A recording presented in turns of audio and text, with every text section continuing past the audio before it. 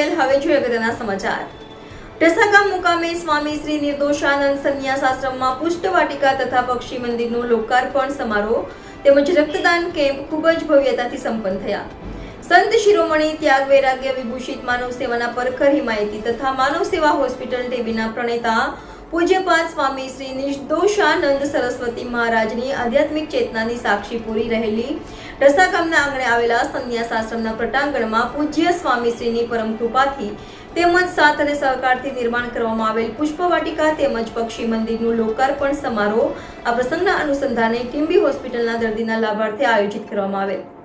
રક્તદાન કેમ્પમાં કુલ 225 રક્તદાતાઓએ રક્તદાન કરીને માનવ સેવાનું એક જ્વલંત ઉદાહરણ પૂરું પાડ્યું હતું તેમજ પૂજ્ય સ્વામીજી પ્રત્યેની માનવ સેવાની ભાવના અભિવ્યક્ત કરી હતી।